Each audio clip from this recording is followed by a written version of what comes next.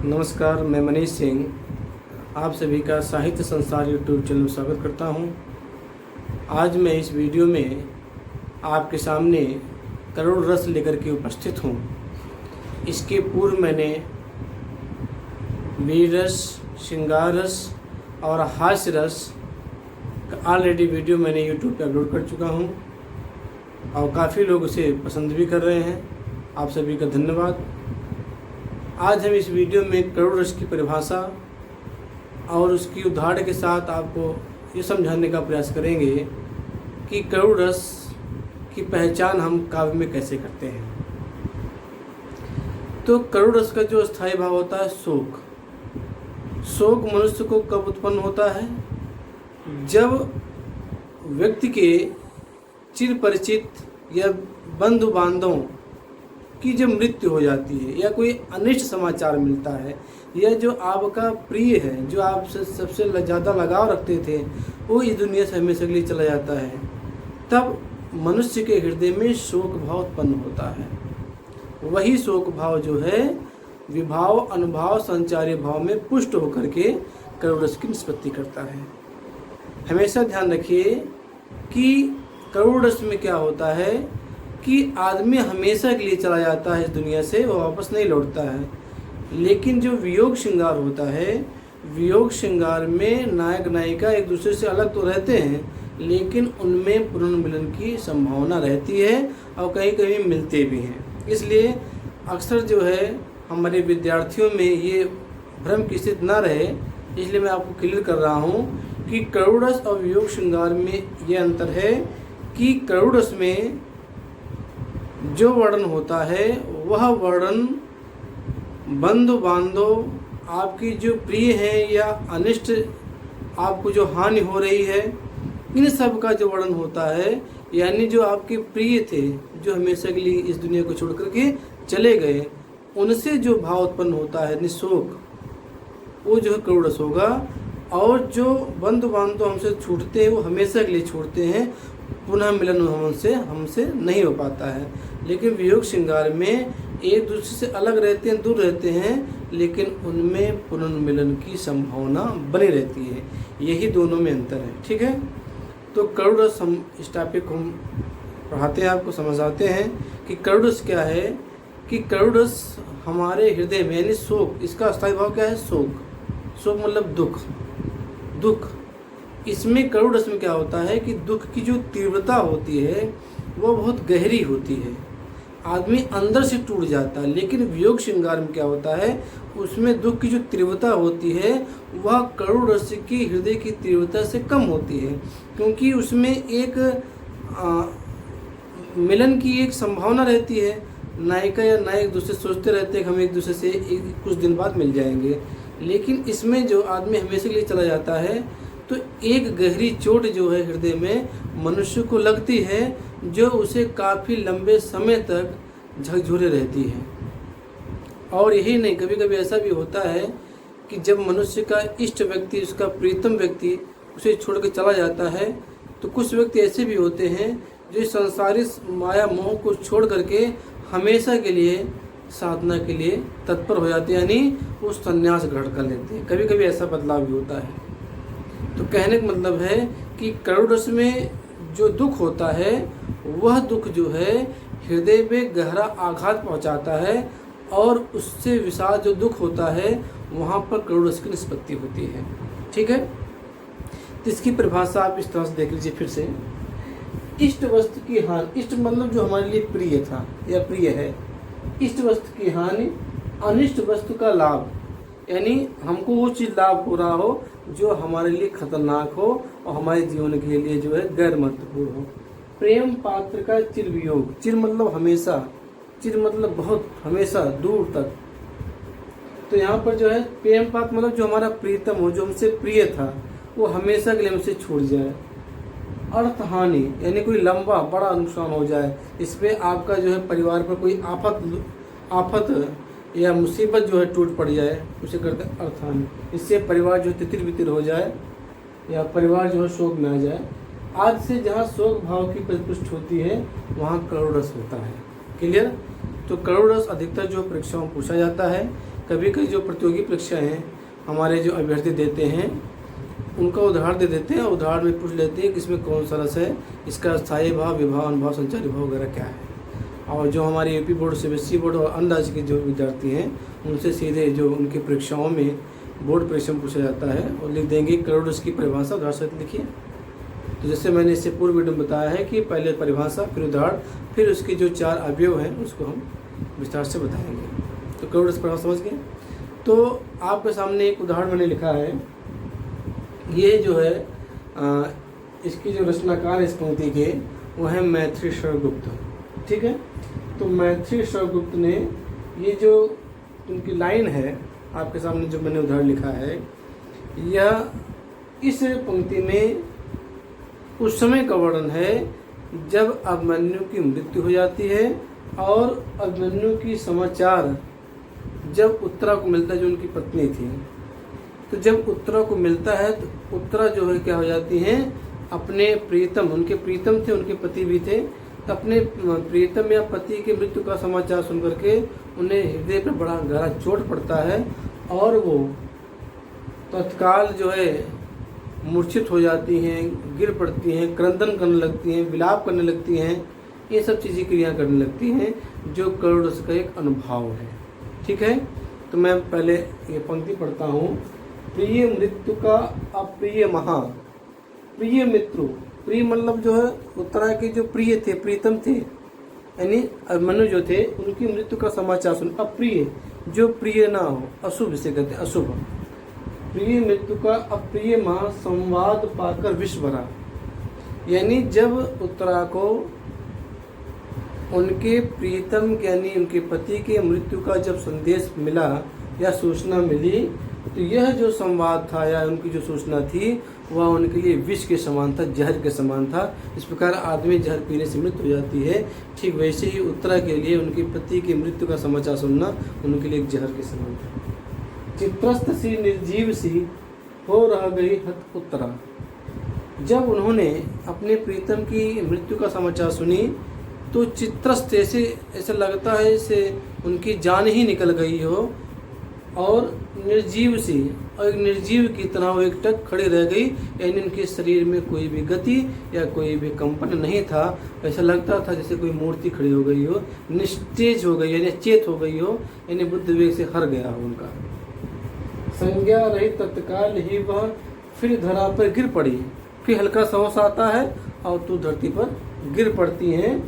उस समय मूर्छा भी हो हित कभी उसकी बड़ी, यानी बेहोशी हो जाती है, गिर पड़ती हैं, विलाप करने लगती हैं, रोने लगती हैं और बार बार जो अपने प्रीतम को याद करती है, अरे ये क्या हो गया, ये क्या हो गया।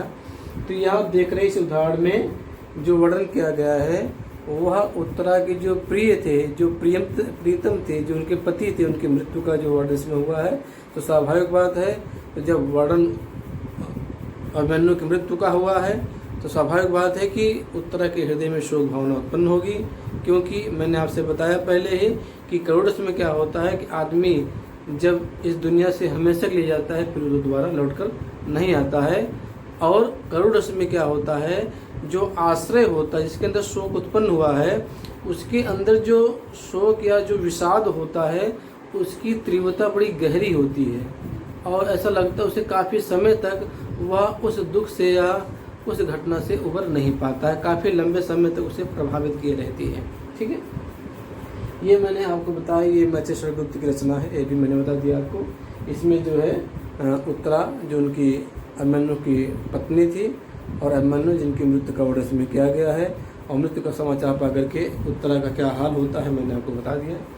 अब हम देखते हैं इसमें स्थायी भाव क्या है, आश्रय क्या है, आलंबन क्या है, उद्दीपन क्या है, अनुभाव क्या है, संचारी भाव क्या है, ये जो हम समझते हैं। तो स्थायी भाव क्या हो जाएगा, शोक। क्या हो जाएगा, शोक। ठीक है, आश्रय, आश्रय किसे कहेंगे, जिसके अंदर दुख प्रकट हुआ, जिसके अंदर शोक उत्पन्न हो रहा, भाव फीलिंग्स आ रहे शोक की, वो आश्रय क्या हो जाएंगी, उत्तरा। ठीक है, आलंबन, आलंबन से कहते हैं जिस किसका आधार पा करके, किस आधार पर उत्तरा को कष्ट हो रहा है, यानी वो कौन सी चीज़ है, वह कौन सा विषय है जिसे सुन करके देख करके उत्तरा को कष्ट हुआ, दुख हुआ। तो कौन चीज़ है, वो है, कौन है, अभिमन्यु। तो अभिमन्यु क्या हो जाएगा, अभिमन्यु की मृत्यु, अभिमन्यु की मृत्यु। ठीक है। उद्दीपन क्या होता है, जो आश्रय के अंदर उस शोक भाव को तीव्र कर रहा है, यानी गहरा कर रहा है, वो क्या हो जाएगा, अभिमन्यु की पुरानी स्मृतियां। क्या कह सकते हैं, अभिमन्यु की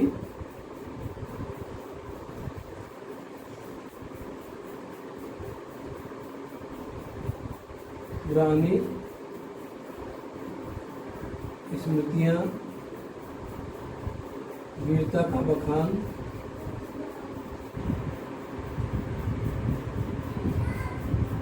ये उद्दीपन हो जाएगा। अभिमन्यु की पुरानी स्मृतियां, अभिमन्यु की पुरानी यादें उत्तरा को याद आ रही हैं, उनकी वीरता का बखान विलाप करते हुए कर रही हैं, और उनके जो कपड़े हैं, जो वस्त्र हैं, उनको देख करके जो है उनकी जो है थोड़ी सी और दुख बढ़ जाता है।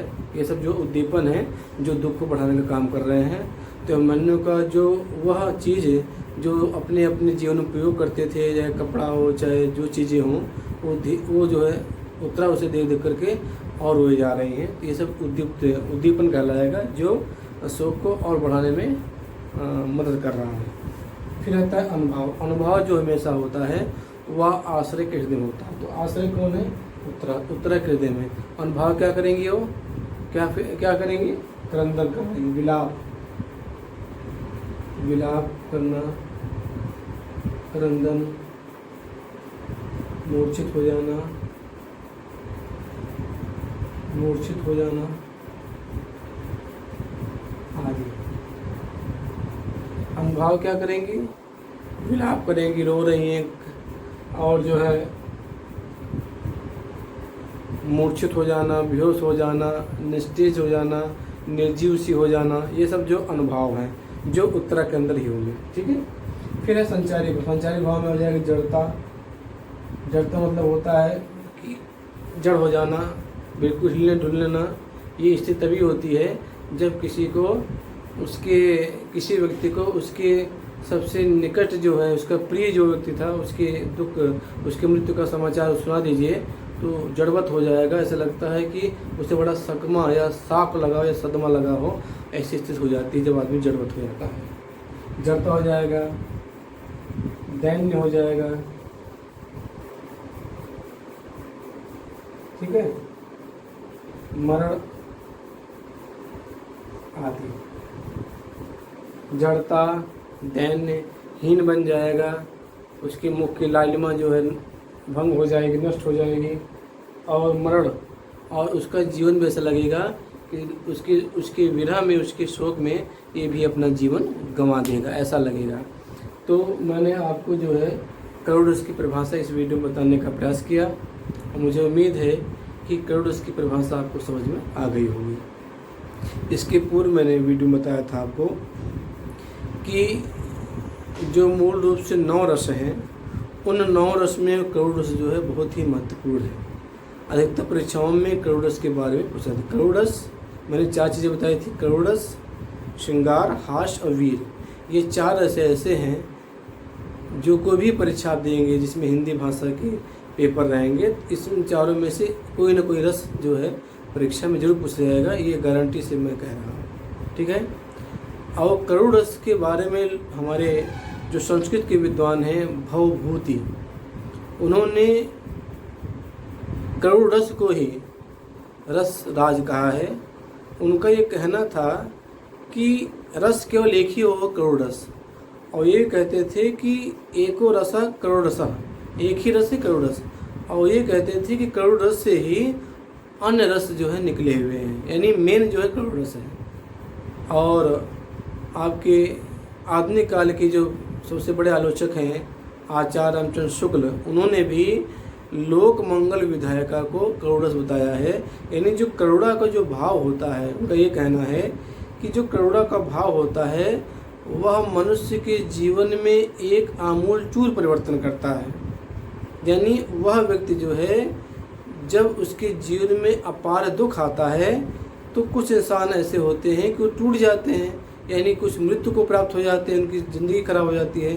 और कुछ ऐसे होते हैं कि जो उस इष्ट व्यक्ति के नाश हो जाने से या इष्ट व्यक्ति के हमेशा के लिए इस दुनिया से चले जाने से उनको इतना चोट पहुंचती है, दिल पे आघात पहुंचता है कि उनका जो सांसारिक विषय वासनाएं हैं, जो सांसारिक महामोया का जो बंधन है उससे छुटकारा कर लेते हैं और उनका ध्यान जो है वह साधना अवस्था की तरफ प्रवृत्त हो जाता है।